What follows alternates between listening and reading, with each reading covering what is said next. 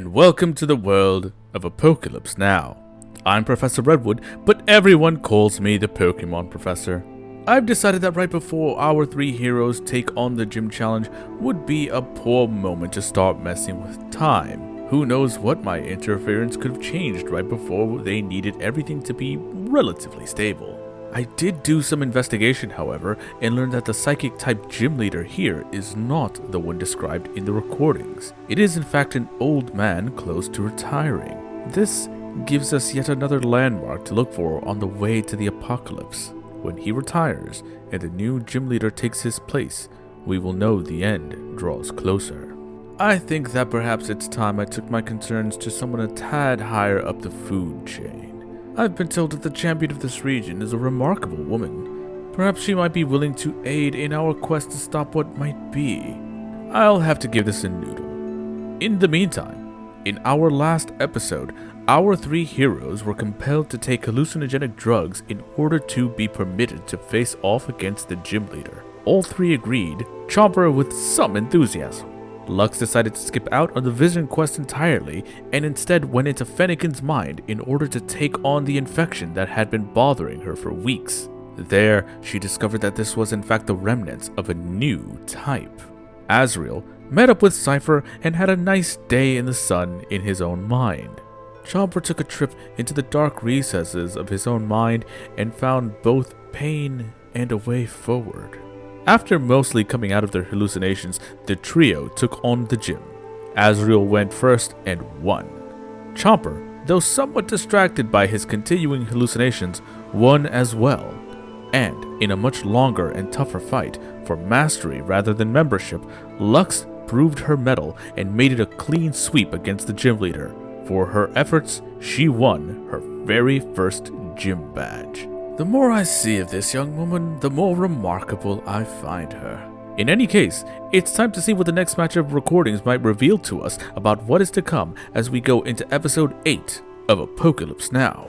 So, the last place we left off, you guys had returned to Delmice Ridge after successfully challenging the psychic-type gym nearby, and you had returned to find, after you had been teleported, compliments of the gym leader, you have found Fennekin has still been surrounded by a corona of white light. What do? Lux turns around to look at Fennekin, her mouth open and a little aghast. This has been a long time coming, and she honestly wasn't sure when it would happen. Care to fill the rest of the team in? Is she ascending to a higher plane of existence or something? Has she transcended this mortal coil? What's going on? Something like that, Chomper. She's evolving. So she's attained enlightenment? I didn't think that was real. Chomper, you do know that Pokemon evolve into different forms, right?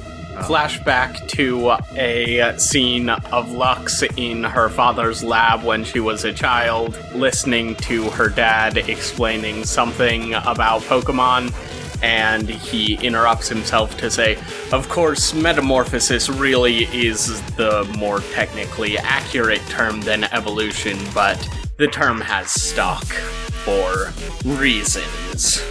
In the same flashback, Lux is not paying attention to his pedantry and is instead drawing a Charmander in the corner of her book. When the light settles down and fades, Fennekin is no longer what she was. Where before Fennekin was a fox-looking creature with silver and red fur, now stands something more bipedal. It looks almost like a young girl. The pattern of her purple fur making it look like she's wearing a dress. Behind her there is a long floofy purple tail, and there are these big red tufts coming out of her large roomy ears. Stuck into the back of her tail is an antenna, because while a normal unmutated Braixien might have a stick, this one has an antenna to use her powers. When the light finally settles down, Lux walks over and kneels in front of her new Braixien. Well, that took a little while, but you look beautiful, Braixien. To which Braixen replies by going, Brix!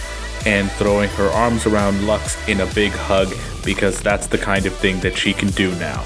Okay, so you guys now have a Braixen in your party, and you are pretty close to Delmice Ridge. What do you do? Well, that depends. The Abra that dropped us off, does it go back home or is that ours now? If we get a Kadabra and then an Alakazam, yeah, I want it.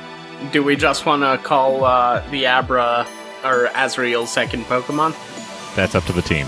I'm fine with it. Lux already has a Psychic-type Pokemon. I'm cool with it as well. Teleportation goes a long way with stealth. So Azrael will look down at the Abra, and he'll put a hand out and say, "You want to come with me, little guy?" The Abra looks up at Azrael with those huge, dark, uncanny eyes and nods slowly and solemnly. Abra. When the Abra takes Azrael's hand, he's kind of looking at him and says, "I think I'm going to call you Blink." Solid. Welcome to the party, Blink.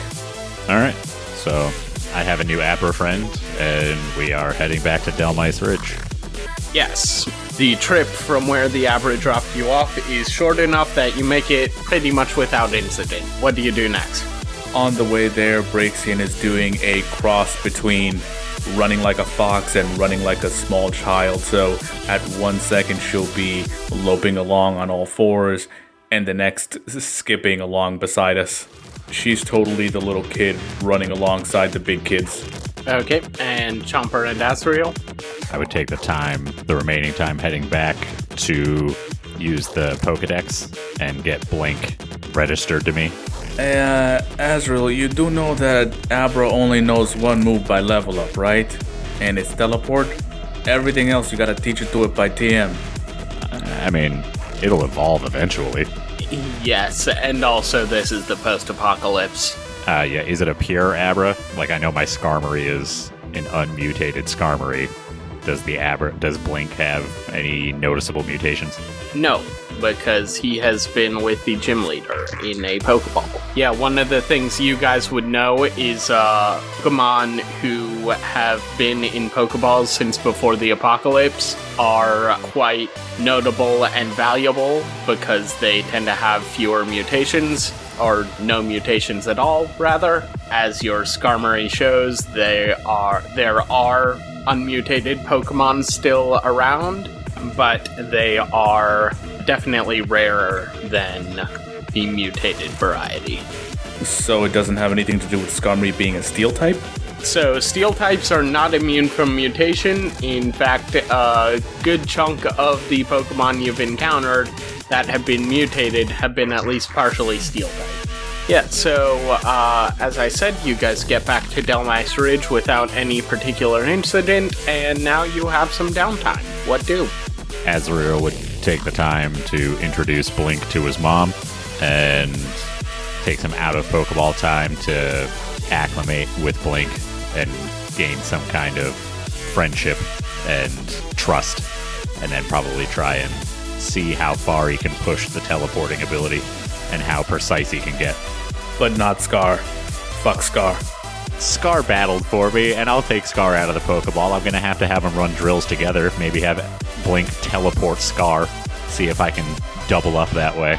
Thought we were doing a montage. I got to train one, then the other. Remember, the Pokeballs are automatically training, so Scar should be pretty much good at this point, since he's been doing that for a while. I will want to try and use one of the programs you mentioned about hand signals, because I will want to be able to do things silently if possible. Okay, great. I have some training that I want to do with Braixen and Sableye, but I don't think it's Pokeball type training because Braixen in particular, all of her stuff is basically mental training with Lux, which from the outside just looks like them sitting alone in a room, meditating, hopping back and forth between one another's minds. Okay, yep. Are any of Chomper's mushrooms involved in said meditation? Chopper would have no issue lending some out. They grow by the dozen. They grow by the dozen? That's very specific. No, this is more like astral training kind of combat. They've been doing this for literally years at this point. Sometimes they'll even create this kind of shared mental construct deal where they'll go into to engage in mental combat. Okay, roll read for me real quick. 5. So with a 5, you feel a foreign presence. It feels like it's almost checking in on you a couple of different times during these meditation sessions, but you can't nail down what exactly it is or where it's coming from. That's troubling, but that feels like something to look into later. I believe each of us has 2 downtime activities that we can engage in. Yes, you do. So, you each have 2 downtime activities. Who would like to go first? And Vlad, was that training just for flavor? Or was that you saying, I'm taking the train action so that I can train my thing that I want to train? Sort of. I actually do want to take the training action, but I want to take it with Braxian and Sableye and Azrael and Chomper if they're willing to join. Just like a big danger room session or something. So that training you were describing was not a mechanical train action? It's going to be a lead-in into the train action. Because you're doing the trainer playbook, we're playing a little bit fast and loose with the rules. So I would basically just call that marking XP for playbook advancement, and then you can figure out what special move you want to take to describe that when you actually get the level up. And then since the Pokemon do not have moves in the Blades in the Dark mechanics sense, you can just call that leveling up their insight or resolve or whatever. Yeah, sure. Cool. I will say that you can just do that for you and up to 6 Pokemon as a single downtime action. Up to 6 Pokemon, and also you need to mark the same XP track. So, like, you couldn't do Braixen's Prowess and Sableye's Resolve. You'd need to do Prowess for both, or Resolve for both. Got it. Okay, so whoever wants to start us off can start us off. Chomper will go ahead and take another dip in the glow and try to get a better idea of what the deal is with the timer. Alright, sounds good. Go ahead and roll. It's a hunt roll, right? Yeah, sure, hunt will work. Okay, that's a 4. Okay, so fill in 2 segments on the clock. How many segments are left? 2 more.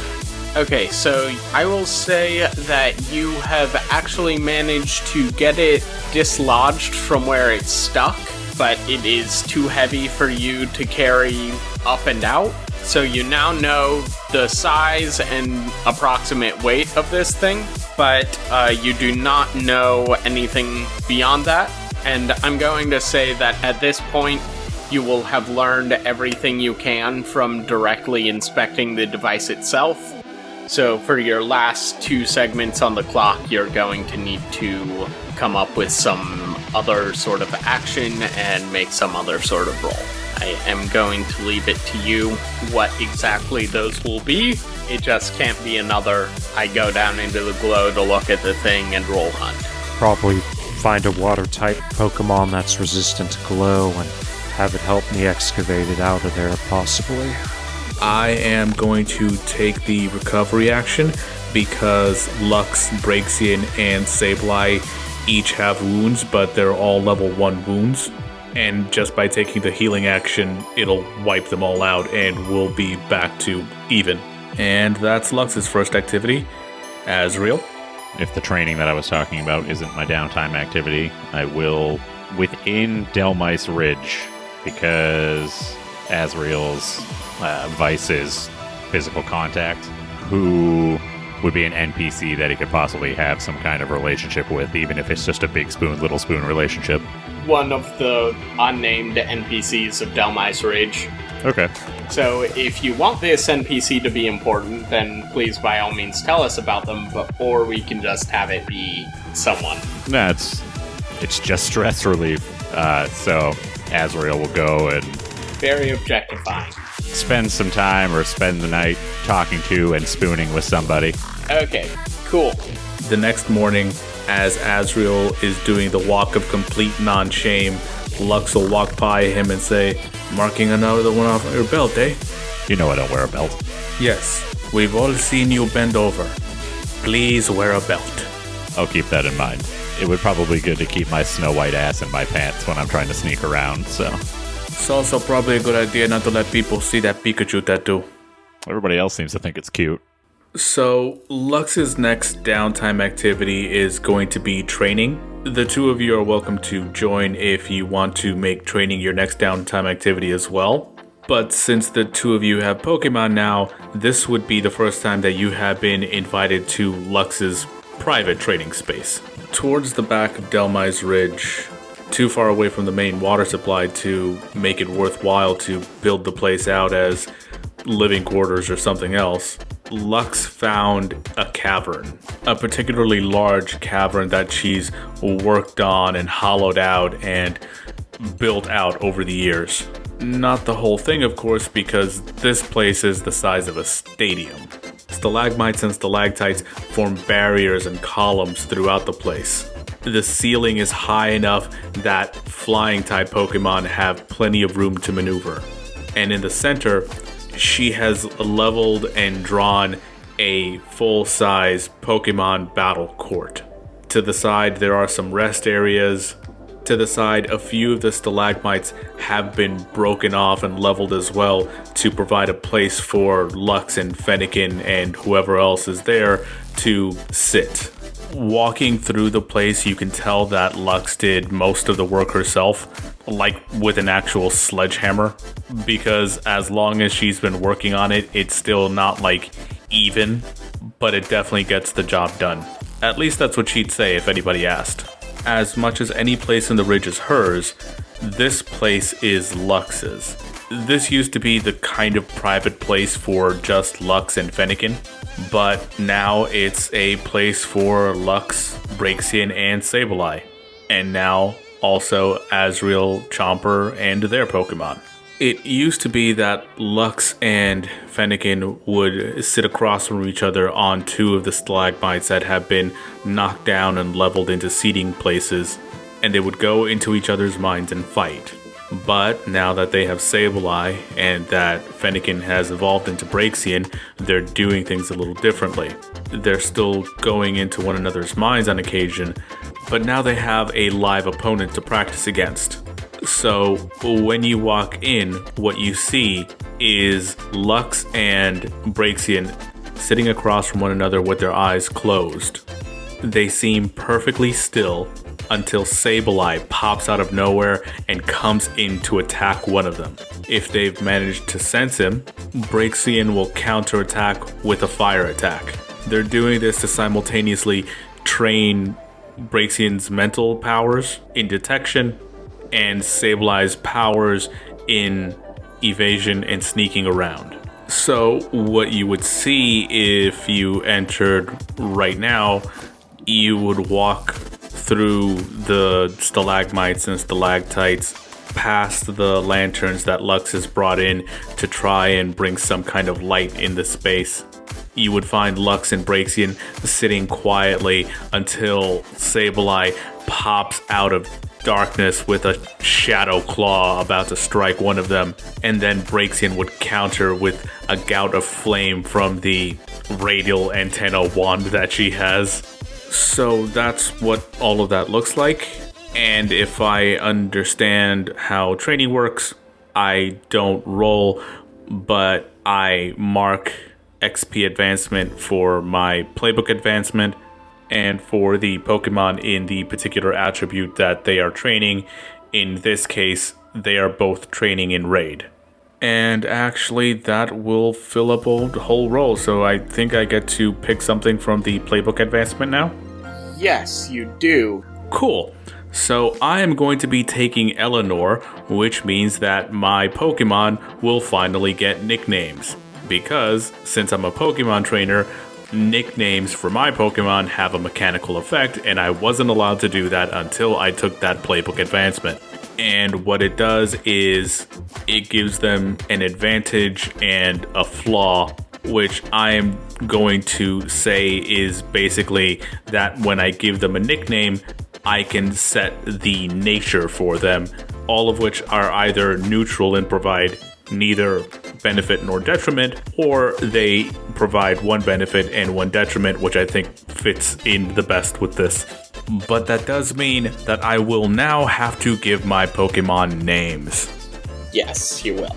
Okay, so I'm gonna call Braixen Hecate from now on, and Sableye will be Caliban. Okay, cool. So we're all in this training arena, right? Well, that was actually my question for you. When do you guys enter this arena, and what is Lux, Braixen, and Sableye's dispositions when you do? You guys are welcome to come down anytime you like. If you need help or advice, I'm happy to lend whatever expertise I can. I appreciate that. I've never had more than one Pokemon at a time, so I'm going to try a few things and see if I can work some stuff out. Yeah, I think I'll take you up on that. I hope to train Resolve. Well, if you want to train Resolve, that's definitely doable. You would just have to do more bonding type activities with Richter. I've been doing those with Hecate for most of her life. I was thinking of kind of a practical application to this training in addition to the experience, you know? This is the first time I've been in this cave, and looking at it now, I think it could make a good... If there were tunnels leading out of here a little ways out of the ridge, I think this could be a good escape route in the event of an emergency. So what I was thinking I would do is that I'd have Richter dig a tunnel or two while I give him direction. Maybe have it pop up a little ways out of the ridge, and who knows, maybe we'll need it in the future. Sounds good to me. You can train your ability to command him at the same time. Yeah, I'll go ahead and fetch the kid and see what we can do. Oh, wait, he's right here on my shoulder. Hey, Richter. What I had planned for Azrael, Blink, and Scar is I will send Scar up to fly around, and I have Blink on the ground, and we're working on the hand cues, and for every finger I hold up in front of him, that is a 10-foot increment. And then when I want him to teleport, I do the John Cena hand motion in front of my face. So I hold up a number of fingers indicating how far, and then make the symbol to teleport. And then what Skarmory needs to do is find us as fast as he can, or as fast as she can, and come down in a faux wing attack. So you're going to get experience for this regardless, but I also want you to roll boss, just to see how precise you can actually get this command system. I mean, this is what I need training in. I have no pips in boss, so that's a 4. Okay, yeah, you definitely don't get it down to the, meters worth of precision you were hoping for, but put it this way, when you use teleport, unless it's just, completely, unless you're just teleporting through the desert or something like that, it's probably going to put you at a decreased position. You'll end up risky or desperate if you start out controlled or risky. But yeah, it is definitely usable. Okay. What is the path forward for increasing that? I'll spend supplies for additional actions to train. I think increasing it would need to be an 8-tick long-term project. 8-tick to increase boss? No, 8-tick to increase the precision of your teleporting ability. Okay. You increase boss through the normal means of filling out your resolve experience counter and then choosing to put the tick into boss. Right. Speaking of, did we do any advancement in this past run that we would need to take note of? Either playbook or stat advancement? Oh, right. We forgot to do experience. For stats, you were never in desperate position as far as I can remember. So, no stat advancement. For playbook advancement, I'm pretty sure the only playbook advancement that Lux did was addressing a problem with Pokemon-specific knowledge because she was the one who went up and fought the gym leader at the mastery level. Would a drug-induced conversation with a dead Pokemon from past trauma count as either background or trauma? Yes, it would. Yeah, you all get 1 experience for the trip, and Chomper gets an additional 1 for going above and beyond there. I just need one more for I suppose a playbook level up.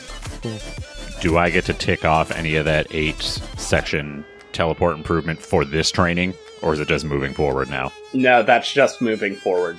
Actually, you know what? 8 ticks is a lot. I'll say just 6. I'll just color in 2 of them and call it good. All right.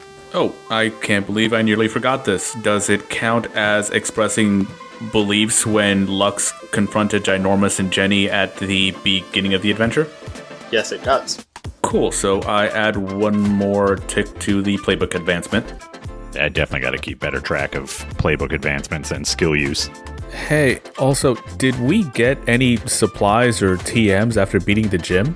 So Asriel and Chomper only challenged for membership, so they just would have gotten, I'll say 2 supplies each. Lux would have gotten 2 supplies and a TM. Well, I know what I want that to be. What's that? Psychic.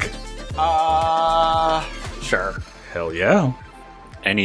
Are there any traders in town currently? Like merchants? Yes. I would like to spend one of my supplies to talk to them and see if any of them are carrying any useful TMs that I could use for Blink. Okay, make a fortune roll. Just 1d6. Yeah, 2. Okay, yeah, they do not have anything. And was going to spend 1 more supply to talk to Mercedes about Tycho. Yeah, you do not need to spend a supply or roll because Mercedes will tell you she has not been able to receive any messages because the radio waves are full of interference.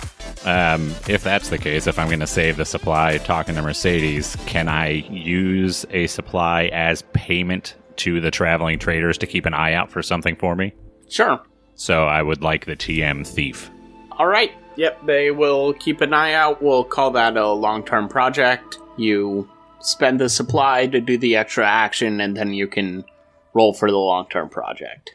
I'll say 8 for this one. 8 for this one? Okay. Yeah. And what am I rolling for? I think it would be barter. That is a 3. Okay, yeah, so you fill in 1 tick. I imagine that conversation just goes like, got any TMs? No. Okay, well, can you keep an eye out for one for me? Here's some supplies. Yeah, sure. And then later, God, what a rube. Sounds right. Okay, any other downtime actions? If we want to say that we're done with training, can I spend a supply to do 1 more downtime activity? Okay. I want to see about adding another Pokemon to the team, specifically an electric type, or maybe a flying type. No, I'll go with electric.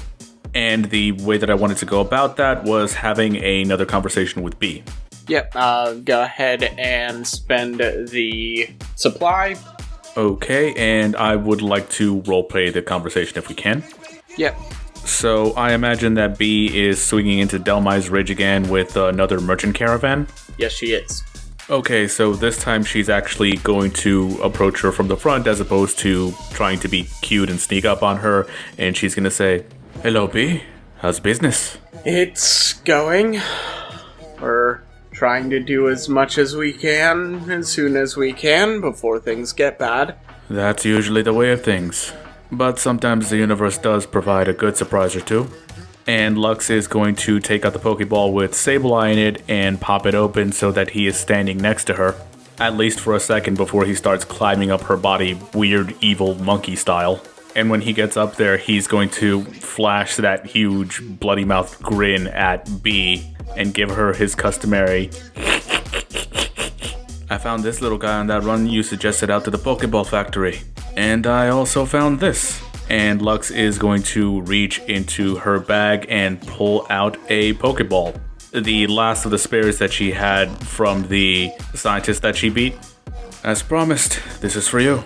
She looks at it for a bit. She nods and says, "Appreciate it. Here's hoping I get to use it." "I'm sure you'll get a chance. I was actually hoping to pick your mind again. I'm in the market for something else, and I wondered if you'd run across any good electric types out there." Is that a joke? It's not a funny one. "No, not a joke." Then it's in pretty bad taste. "And why would wanting an electric type be in poor taste?" Wait, did you not hear? Hear what? We've been out on a run for a while. B goes pale and breaks eye contact for a long time before looking back at you. And she says, Zapdos is heading north. Lux stiffens. What's the trajectory? Towards us? Towards us. Arceus. You said it. Fucking hell. Once again, you said it. Okay. Then that makes finding the right electric type even more important. And the right ground type too, for that matter. I need to find something with lightning rod. That would certainly come in handy. So, you're planning on helping? If I don't, how many people die? If you don't, then one more might. But there's another thing. Your father has gotten in touch with the Legion, and he intends to help as well. Will you be able to handle that? Actually, I've been thinking it's about time that he and I had a civil conversation. I have questions, and I've been told that he's the only one who would have answers. And as much as I may want him dead, I need those answers more. Well, you know how the Legion operates in these situations. It's better to face these sorts of threats with a small unified force than a large divided one, so if that talk becomes something more than a talk, and she pats the Honedge on her hip, just make sure it stays a talk. I can't speak for him, but I'm not planning to fight, and I can at least promise to have the conversation before we get into any kind of combat. If it goes further, I'll walk away. Has my father actually put the Legion under contract, or are you just fighting because that's what needs to be done? We've been the line of defense against the other threats that have come to this region. It seems that's our job, whether we want it or not. Yeah, we've tried to be there as much as we can, but you guys do seem to take the brunt of things. Let me go talk to my team and to Ginormous and see if there's anything that we can do to help. Even if I can't keep a civil tongue in my head, I'm pretty sure the rest of my team will join you. Okay. If you need me or Jeffrediah or anyone to go along with you and make sure things don't get out of hand, I'm sure you have no shortage of friends who will be happy to keep you from doing anything you might regret. I'll definitely talk to everyone before we go, but this does feel like a one-on-one kind of thing. She shrugs again. Well, I need to continue spreading the word, so if there's nothing else, then I guess I'll see you soon. See you soon, beautiful. And on that, she pulls out a Pokeball and releases she lets out a Murkrow and hops on and flies off. Lux goes back into the ridge to round up her team and head to Ginormous and Jenny. So Lux is going to grab Chomper and Azriel and drag them off, probably to Jenny first and then to Ginormous so that they can all talk to him together. Okay, no problem. So we're all in the room together? Mm-hmm. You two might know this already, but Chomper and Azriel don't. Zapdos is heading north, towards us. I'm sorry, what the fuck was that? Zapdos is headed towards us. The legendary Stormbird. Oh, I fucking know. I don't know much shit about Pokemon, but I know these things are just living natural disasters. We need to get the hell out. Chomper, when one of these things comes, it cuts a swath 100 miles wide. And even if we did escape, where would we go? And if we had somewhere to go, how would we get everyone here who's not fit to travel there? Azriel's mom, the elderly, Jenny. Yeah, that's a good point. Fuck. The Steel Legion's going to be fighting it, and I for one think that we should help them. I've got a few ideas on what we could bring to the table. I guess I'm all ears. What do you got? I would very much like to know that too. I figure us fighting is a given. That's what we do, but anything that could increase our chances of surviving with our home intact would certainly be welcome. I'm very interested in learning how you fight a legend. With Volt Absorb and Lightning Rod, two Pokemon abilities. Volt Absorb lets a Pokemon take an electric type move and use it to heal. Lightning Rod pulls all the electric moves in the area to it And if the Lightning Rod Pokemon is also a ground type, that means that the attack will be completely negated. If we have Pokemon that can use both abilities, then we've got Redirection and Absorption. We can force the battle to go how we want it to. It would still have Flying type moves to use against us, but we'll be able to handle that a hell of a lot better than we will be able to handle a full-on Lightning Storm. Ginormous shrugs. The issue is that those are some fairly rare abilities you're talking. You could maybe find a Pincurchin out by the coast if you were very lucky, but finding something with Volt Absorb, especially in the time we have left, wouldn't be easy. How much time do we have left? A week at most. Of course, it is possible at this point that it might turn away, but I feel like betting on that would be a monumentally stupid thing to do. I know of 3 Pokemon that have the Volt Absorb ability naturally. 5 technically. Jolteon, Chinchou, Lantern, Minun, and Pachirisu. The only other Pokemon that have that ability are either legends themselves or those fucked up Galar creations that they call fossil Pokemon. But any one of the first 5, if we can find them, would do the job. I just didn't count Minun and Pachirisu because, well, I don't know if it's a good idea to throw tiny rodents against a giant storm bird. As for Lightning Rod, we've got a lot more options. There's the Raichu line, the Marowak line, the Rhyhorn line, Seaking, Manectric, Plutzel, Substrika, Togedemaru, Pincurchin. Lots of options. Don't get me wrong, it would be very, very nice to have. I'm just not sure it would be good enough to make that the best use of the time we have. You said the Legion's taking point on repelling this thing? Yeah. Well, we at least have the benefit of numbers, but it's just the Legion? Any other tribes coming? Well, I was gonna speak to Mercedes and have her reach out to Team Yell, but as for other tribes, B says that my father and his people are coming. You may run into an issue with Mercedes in contacting Team Yell. Apparently Zapdos is creating interference and she can't make or receive radio calls. I was gonna have Hecate reach out. Zapdos' interference won't block her. The larger issue is that my father's going to be there. That sounds like a recipe for trouble. You don't think your father's going to try, I don't know, capturing, detaining, and maybe doing, God, weaponizing this thing? We don't need that. We have enough problems. It's entirely possible, but it's just as possible that he wants to stop this thing from wrecking whatever his actual plans are. As Zapdos is a natural disaster flying through the air, he may just want to keep it away from whatever he's doing. Either way, we should probably be there. And after the last conversation that we all had, and she gestures to Ginormous and Jenny, I've got questions that I want answers to, and you told me he was the only one who was going to have them. I admit that wasn't exactly the takeaway I wanted you to get from that conversation. But I know better than to try to talk you out of this sort of thing once you've set your mind to it. Just don't violate the truce, okay? I'm not planning on it. I'm against this. Your dad was the guy who sanctioned horrific shit, Lux. He'll do anything. I don't think we should trust him. I think we can do this without him. Oh, I sure as hell don't trust him. But the fact of the matter is that we can't break the truce. If we do, we'll have everyone in the wasteland gunning for us. What we can do is be there to stop him when he tries to break it. Garcius, I don't like this one bit. I don't like it either. And if it were up to me, we would have settled things up with him a long time ago.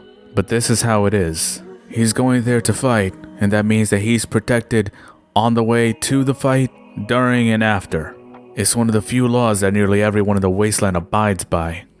Look, Chomper, I can hold it in and deal with him if I have to.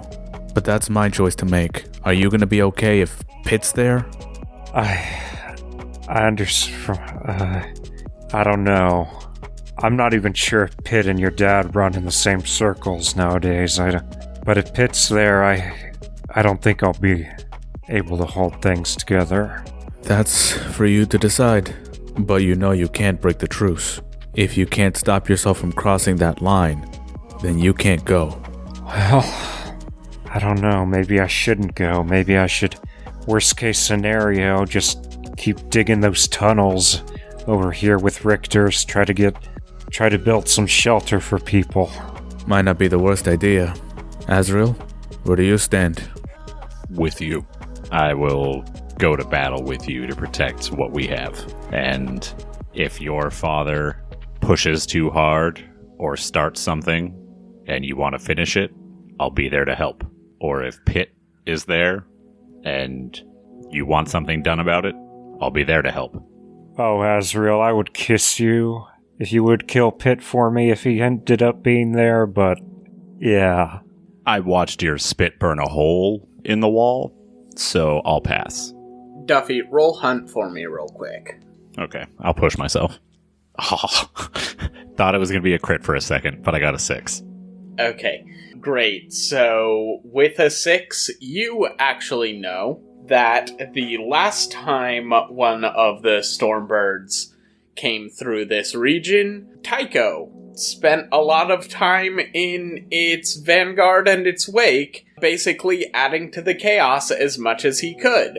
So, while the rest of the group are fucking around trying to tap dance around the truce, everyone's basically already gunning for your rival, and there's a decent chance that will draw him out. So that's nice. Yeah. Alright, so I'll be there for both of you as long as you know that the chances of Tycho showing up in the aftermath of whatever happens is incredibly high, and I want him. No one's gonna stop you. The only thing you have to worry about is somebody getting to him first. As much as I want to be the one to do it, dead is dead. Azrael's a truly practical man. Yep. I am nothing if not pragmatic. Well then, as long as you give your blessing, I've got some work to do. I need to go and nail down where I can find the Pokemon that I need. So how far can Abra actually teleport? Line of sight or a place that he's been trained to recognize. Okay. So, like, he could teleport you an arbitrary distance to return to the Psychic Gym or Delmice Ridge. Or you could also take him somewhere else and train him to teleport there. But in terms of, like, point-to-point things, it's line of sight. Okay, so It's basically Nightcrawler rules. do you even want to put a max on that, or if say I got up high to increase line of sight, that would work?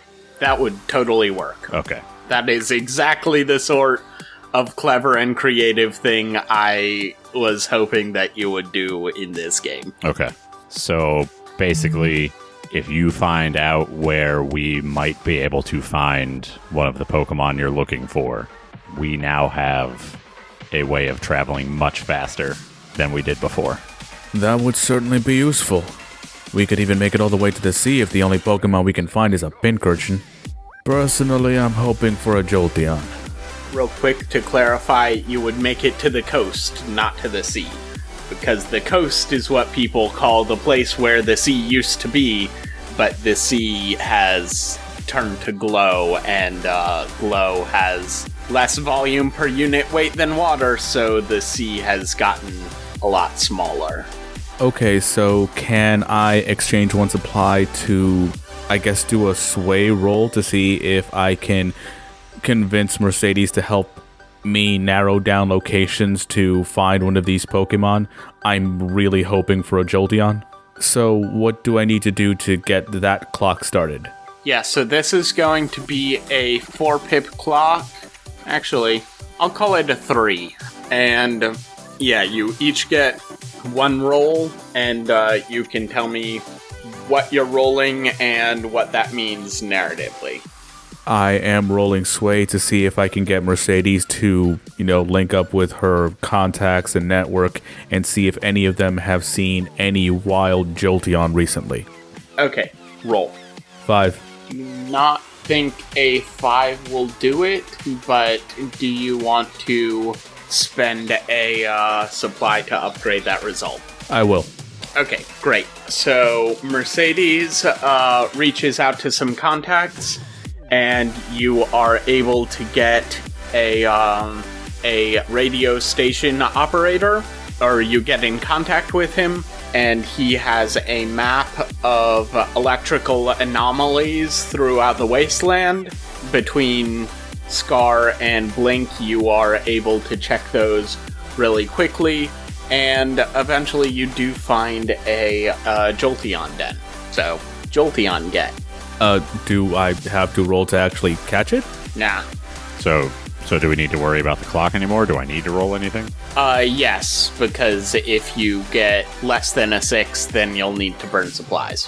Which this is a good time to burn supplies, so I don't imagine you will not do that. So I know I was going to roll Trek for once we got a map or a location to get there. Alright, yeah, sure. We can just say that you are going after a known pod of something. You want to say that you are going after a Pincurchin or something? If you want to go after a Lightning Rod Pokemon, you might want to go after a Rhyperior instead if you want something, beefier and bulkier. Aren't they like a super powerhouse? Well, yeah, but you can go for anything in its line, and even if you get, the lowest evolution, it's going to have the Lightning Rod. So you can go for a Rhyhorn. Yeah, Rhyhorn would be good. Oh, okay. I'll go after a Rhyhorn. Okay, cool. Okay, what if I push myself and get a crit? Could it be a Rhydon? Sure. I'll say a crit on this roll will get you a Rhydon. Okay. I haven't gotten a crit yet, so I'm just kind of... I still didn't get a crit. That's a 4. So I've got to spend supply, I guess. Yep. You need to spend 1 supply to get it to a Rhyhorn, or 2 to get a Rhydon. I've got them. I'll spend 2. Okay, so you probably from B you get a map showing some notable colonies of Pokemon, including a Rhyhorn cave, and you are able to, with Lux's help, I imagine, bait out a Rhydon, and you do manage to capture it. Okay. Can that be a regular Pokeball, or does it have to be a Great Ball? Or That would have to be a Great Ball, yeah. Okay. And Chomper, what are you going after? Yeah, I'll go ahead and look for a toxicity. So I believe that's a hunt roll. Yeah, if you're just going out, hitting the wastes, and looking around for it, then yes, it would be hunt. That's a 3. Okay, it would be 3 supplies to go all the way up to a toxicity. Yeah, that's... Also, yes, this thing does look very cool. It does. That would take all the supplies Chopper currently has. I'd be willing to give you at least 1. This feels boss fighty, and we need all the help we can get. Yeah, okay. I'll use 2 supplies then to crank that up. Okay, cool. Is this one amped or low-key? I'm thinking low-key. Alright, cool. And would this be a Great Ball? Yes. Okay. Anything else you guys would like to do this session? I'm assuming we're just... all the Pokemon we got are registered and will listen to us. Yes, they will. Okay. Then, time to go to war. Okay, cool. Yeah, you guys spend the week of downtime and pre-warning you have preparing and frantically searching for helpful Pokemon as the rest of the camp, and indeed the rest of every camp you go to, whether it be Delmice Ridge, Team Yell, the Steel Legion, or any others, are hives of activity as people prepare to run, take shelter, or to stand and fight. And in far, far too little time, it is time for you all to gather at the base of the Great Spire in the middle of the wastelands, where you and the rest of the teams that are coming to the defense of this region are gathering to begin planning your defenses against the Stormbird heading your way. I must say, I highly approve of the name of Lux's Braixien. Hecate is evocative. But, oh dear. Zapdos has always been the most temperamental of the three birds, although arguably the most powerful. Although for all that, it has never been known to run wild as it is described here. The storm birds, like all legendaries, keep mostly to themselves. They walk apart, except when they deem to be captured by one trainer or another whose strength they recognize. They are not brutal. Powerful, yes, and rather reclusive, but this kind of wanton destruction is alien to their nature. We will have to see how the Wasteland fares in their fight against them.